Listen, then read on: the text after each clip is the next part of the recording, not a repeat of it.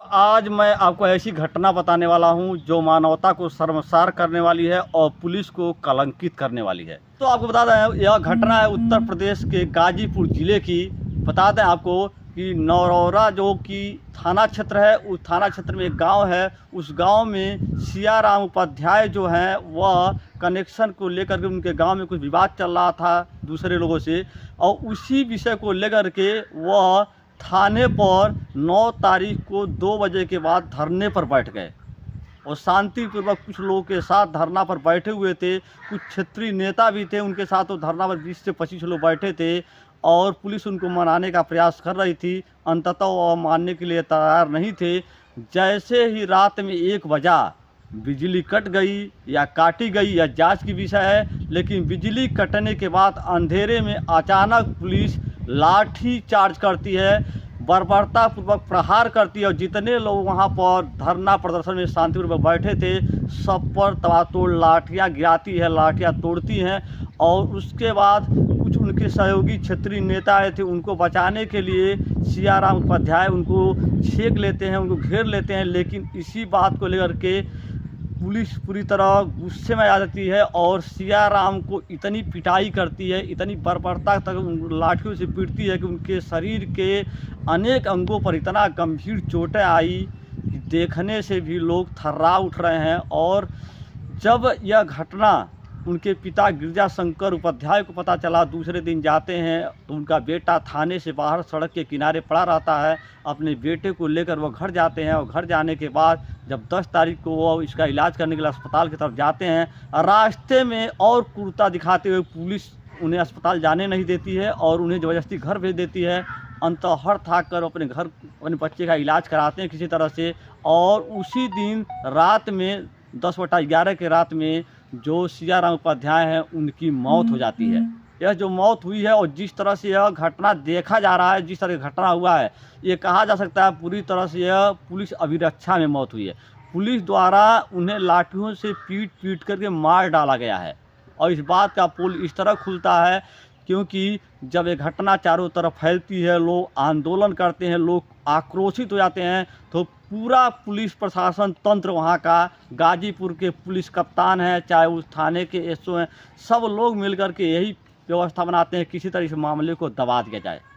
और इसीलिए सांत्वना देने के नाम पर, कार्रवाई करने के नाम पर पूरा प्रशासन, आपको बता दें अभी दिखाएंगे कि किस तरह से एक झोले में 10 लाख रुपया लेकर के उन्हें देने के लिए जाती है और उन्हें 10 लाख रुपया देकर लालच कर रही है कि वह इस मामले को दबा दें।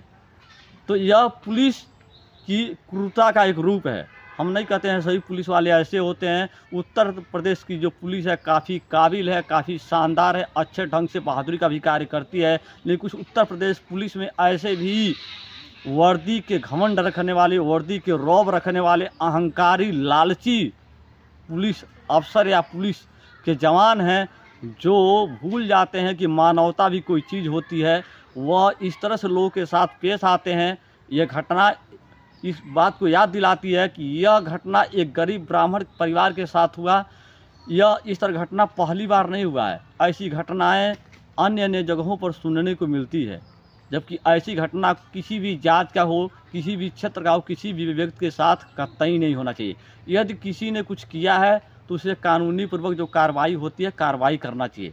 लेकिन इतना क्रूरता यह प्रश्न चिन्ह खड़ा करता है। और जिस तरह से वहाँ का पुलिस प्रशासन 10 लाख रुपया लेकर के पहुँचा उनके घर, यह पूरी तरह से इंगित करता है कि पुलिस प्रशासन पूरी तरह भ्रष्टाचार में वहाँ लिप्त थी। क्योंकि वह 10 लाख रुपया आया कहाँ से? क्योंकि यदि सरकार देती सहयोग के रूप में तो वह चेक से देती या खाते अकाउंट पे देती। 10 लाख रुपया वो कैश कहाँ से आया? बहुत बड़ा प्रश्न उठता है। फिर उनके जो पिताजी जो तहरीर देते हैं, उस तहरीर को जो पहले तहरीर देते हैं उस तहरीर को वहाँ दर्ज नहीं किया जाता है, उस तहरीर को बदलवाया जाता है। पूरी तरह से ये बात खुल कर के आ गई है। उनके जो भाई हैं वो भी लोगों को बता रहे हैं और कह रहे हैं। तो इस पूरे केस को दबाने के लिए, पूरे केस को मैनेज करने के लिए पुलिस प्रशासन के वहाँ अफसर हैं वो लगे हुए हैं। लेकिन अब उनके जो भाई हैं वह पूरी तरह से कह दिए हैं कि मैं इन लोगों के झांसे में आने वाला नहीं हूँ, इन लोगों की बात मानने वाला नहीं हूँ। वास्तव में जो उनकी मौत हुई है उसके पुलिस ही जिम्मेदार है, उन पर कार्रवाई होना चाहिए। कार्रवाई के नाम पर मैनेज किया जा रहा है। 6 पुलिसकर्मियों को सस्पेंड किया गया है और 5 लोग को लाइन हाजिर किया गया है, जबकि चाहिए कि जो वहाँ के पुलिस के जो एसओ थे उनके ऊपर आपराधिक मुकदमा दर्ज होना चाहिए, उनके ऊपर हत्या का मुकदमा दर्ज होना चाहिए, लेकिन अभी तक ऐसा नहीं हुआ है, मैनेज किया जा रहा है।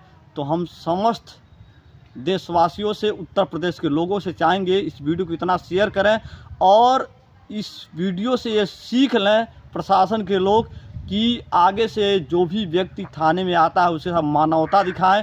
यदि किसी ने कोई गलती किया है तो कानून के हिसाब से उस पर कार्रवाई करें, न कि लाठी के प्रयोग से इस तरह से उसको कुचला जाए, दबाया जाए और उसके साथ इस तरह का दुर्व्यवहार किया जाए, उसकी जान ले लिया जाए। यह पूरी तरह से गलत है। बाकी आप लोग क्या सोचते हैं, आप लोग बताएं। उस गरीब ब्राह्मण परिवार को न्याय मिलना चाहिए और इस तरह की घटना जिसके भी साथ हो रहा है सबको न्याय मिलना चाहिए। किसी के साथ इस तरह का घटना नहीं होना चाहिए। मैं इस घटना का पूरी तरह निंदा करता हूँ।